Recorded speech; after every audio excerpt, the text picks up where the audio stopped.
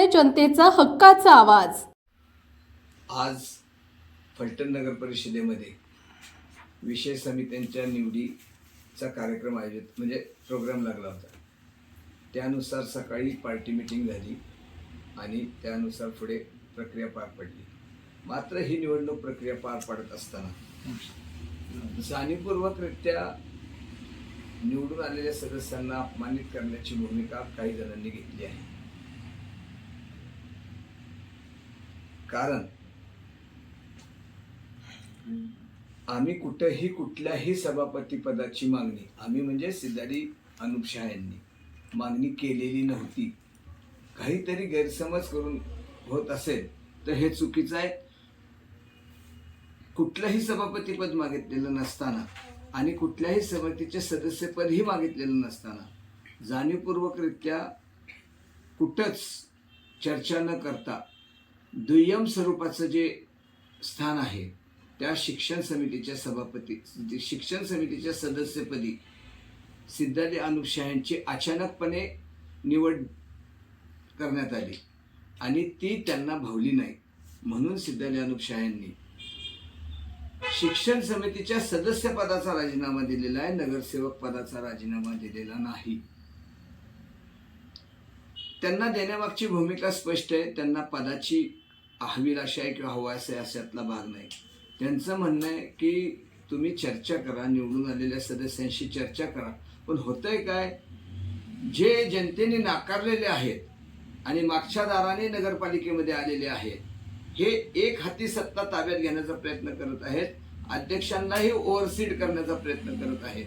म्हणजे जी गोष्ट पूर्वी करत होती, पूर्वी नंदू पांडूच्या हातात सत्ता होती, ते नगराध्यक्षाला दाबून धरत होते, आता अंडू पांडूच्या हातात सत्ता गेली की काय असं वाटू लागलं आहे।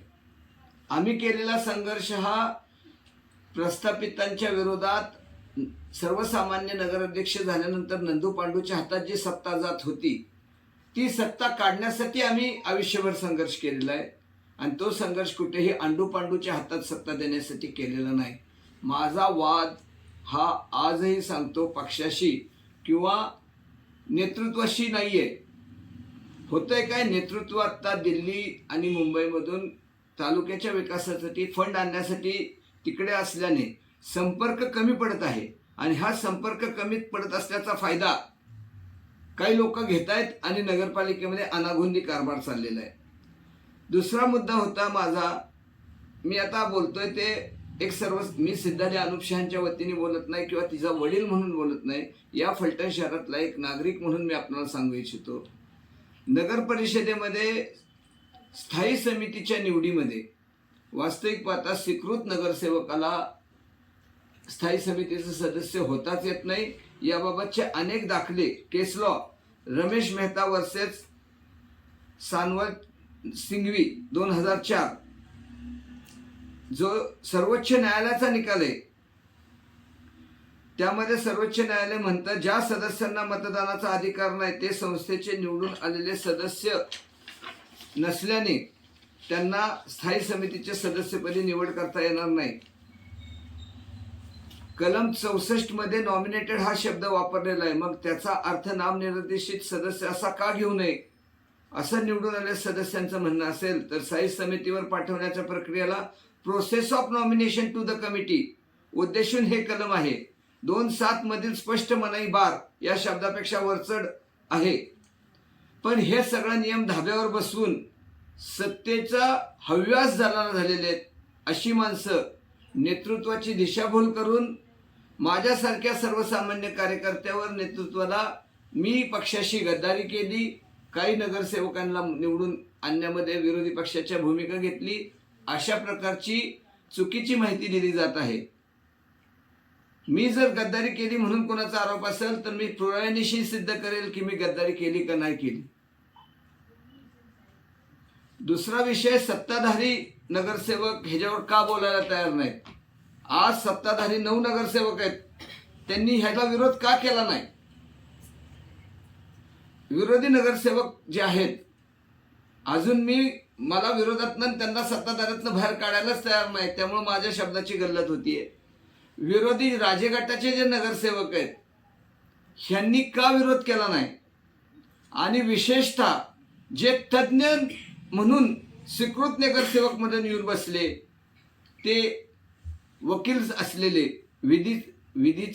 विधितज्ञ श्रीमंत अनिकेत राजे नाईक निंबाळकर यांनी ह्या गोष्टीला का विरोध केला नाही, त्यांना का घेतलं होतं, तर तिथलं कायद्याने कारभार व्हावा म्हणून त्यांची निवड झाली ना त्या विभागातनं.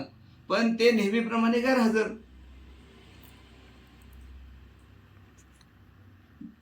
जे म्हणतो ना, जे मोफत मिळतं ना त्याची किंमत नसते. ह्यांना कष्टच नाहीत ना, अनायसा नगरसेवक पद मिळालेले. सर्वसामान्य कुटुंबातनं जर जन्माला आलेल्या माणसाला स्वीकृत केलं असतं, 2 मतांनी पडणाऱ्या दीपक कुंभार सारख्या माणसाला स्वीकृत केलं असतं, पण तो ओबीसी, त्याला कसं करणार? ओबीसी असल्यामुळे त्याच्यावर अन्याय. आमची फिरोजबाई भगवानांची कन्या होती, त्यांना जरी स्वीकृत केलं असतं तर आवाज उठवला गेला असता. गटनेते, तिन्ही गटनेते एकमेकाशी गटून आहेत का काय अशी माझी भूमिका आहे. सत्ताधारीतले 2 विरोधातला 1 गटनेता, हे तिघे गटून आहेत का? ह्यांना अनुभव आहे, ह्यांनी का मागणीमध्ये हे म्हणलेलं नाही.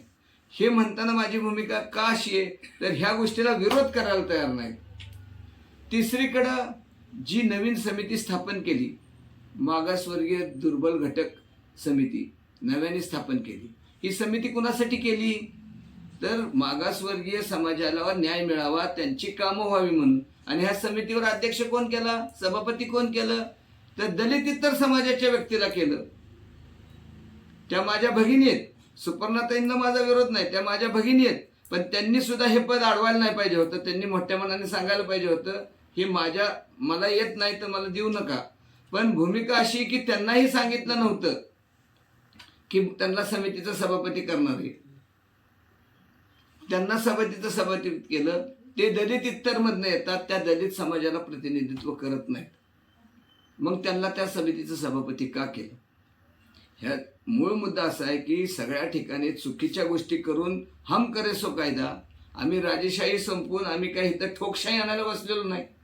राजेशाही संपली पाहिजे होती, म्हणजे डिक्टेटरशिप आली नाही पाहिजे होती, हुकुमशाही नको होती यायला. राजेशाही संपवायचं म्हणजे हुकुमशाही आणायचं नव्हते आम्हाला लोकशाही आणायची होती आणि ती आणली जावी म्हणूनचा हा संघर्ष आहे. हा संघर्ष कुणा व्यक्तीविरुद्ध, नेतृत्वाविरुद्ध नाही, मी पक्षाविरुद्ध नाही. मी आजही सांगतो, मी भाजपमध्येच आहे, मी रणजितदादाच्या नेतृत्वाखालीच काम करतोय. पण रणजितदादांपर्यंत माझी गोष्टी जाण्यासाठी किंवा घेण्यासाठी मध्ये अनेक अडथळे निर्माण होत आहेत. त्यांच्यामध्ये आणि माझ्यामध्ये संवादच निर्माण होऊन दिला जात नाही. मी सकाळपासून आज दादांना सांगण्यासाठी हा प्रयत्न केलेला आहे. मी अनेकदा फोन झालेत, पण दादा आज बहुतेक दिल्लीला आहेत किंवा मुंबईला आहेत, त्यामुळे माझा आणि त्यांचा संपर्क होऊ शकलेला नाही. मी मेसेजही टाकलेला आहे. जर कार्यकर्त्याचा संपर्कच नाही झाला नेतृत्वाशी तर कार्यकर्त्यांनी काय करायचं? सर्वसामान्य कार्यकर्ता निश्चितपणे हे सहन करेल, पण माझ्यासारखा कार्यकर्ता ज्यांनी 30-30 वर्ष संघर्ष केला, केसेस लढल्या, केसेस अंगावर घेतल्या, माझ्यावर तलवारीचे वार सहन केले, माझ्या गाड्या फोडल्या, माझ्या घरावर बॉटल बॉम्ब फेकला गेला, हे सगळं सहन केलं. ज्या वेळेस नेतृत्वावर प्रश्न निर्माण झाला, आगवण्यांचा असो नाहीतर डॉक्टर आत्महत्येचा प्रकरणातला असो, अनुप शाहने खिंड लढवली होती का लढवलीच होती हे सर्वांना माहिती आहे. आम्ही हे करण्यासाठी केलं की अन्याय होतं म्हणून त्याच्या विरोधात गेलो. आता तुम्ही जर अन्याय करत असाल तर आम्हाला काहीतरी भूमिका घ्यावी लागणार. ह्या भूमिकेतनं ही भूमिका घेतलेली आहे. नगरपालिकेमध्ये सर्वसामान्यांसाठी कामं झाली पाहिजे, जातीवाद नाही झाला पाहिजे, ही आमची भूमिका आहे. त्या जन्ममृत्यू विभागामध्ये 3-3 महिने लोकांना जन्माचे दाखले मिळत नाहीत, मृत्यूचे दाखले मिळत नाहीत. ह्या गोष्टीला वाचा फोडावी लागती. त्यामुळं माझ्यासारख्याला त्या ठिकाणी उपोषणाचं नोटीस द्यावं लागलं. उपोषणाचं नोटीस दिलं का? तर दिलतच. कुणासाठी दिलतं? ही सत्ता कुणासाठी आणली? रणजितदादाच्या गाडीत बसून मला मिरवाय म्हणून मी ही सत्ता आलेली नाही. सर्वसामान्यांची कामं व्हावीत म्हणून ही सत्ता दादांनी आणली किंवा दादांना लोकांनी दिली आहे. दादांच्या नेतृत्वाखाली आम्हाला काम करायची संधी दिली, ती सर्वसामान्यांची कामं व्हावी म्हणून. आता कोणतरी म्हणेल की हे अध्यक्षाला विरोध आहे का? अध्यक्षाला विरोध नाहीये, पण नगर परिषदेमध्ये आत्ता जे टक्केवारीचं फोफावलेलं जे काय तिथं हे आहे, टक्केवारीच्या बाबतीत प्रचंड गोष्टी कानावर येत आहेत. पण ह्या सांगीवांगी असल्याने मी ह्याच्यावर जास्त उहापोह करत नाही. पण नगरपालिकेमध्ये जर टक्केवारी फोफावली असेल तर सर्वसामान्यांनी ठेकेदारांनी काय करायचं आणि मग चांगली कामं कशी होणार? जर 10-15% टक्केवारी जात असेल तर चांगली कामं होणार कशी? म्हणूनचा हा संघर्ष आहे. आणि हा संघर्ष जर पार्टीला वाटत असेल चुकीचा आहे, मला कारणे दाखवा नोटीस निघालं तर मी त्याचं उत्तर नक्की देईन. पुन्हा सांगतो, माझी ही भूमिका आहे. नगरसेविका यांची भूमिका त्या त्यावेळी त्या आपल्या पद्धतीने मांडतील. त्यांची भूमिका मांडण्यासाठी त्या सक्षम आहेत, त्या नाबालिक नाही आहेत, त्या बालिका आहेत. आणि त्या मुळात आम्ही एकत्र कुटुंबामध्ये येत नाही. त्या संज्ञा नसल्याने माझ्या मताशी त्या सहमतच असतील अशीही परिस्थिती नाही. कदाचित त्यांना वाटलं मी म्हणतोय ते सत्य आहे तर ते सत्याच्या बाजूने येतील, किंवा त्यांना वाटलं की नाही पक्षाच्या धोरणाशी मला राहावं लागेल तर पक्षाबरोबर पण जातील. त्यांच्यावर बाप म्हणून माझी कुठलीही त्यांच्यावर प्रेशर नाहीये, नसणार आहे, कारण मी लोकशाही मानणारा कार्यकर्ता आहे. ह्या व्यतिरिक्त काय असेल तर आपण विचारू शकतो.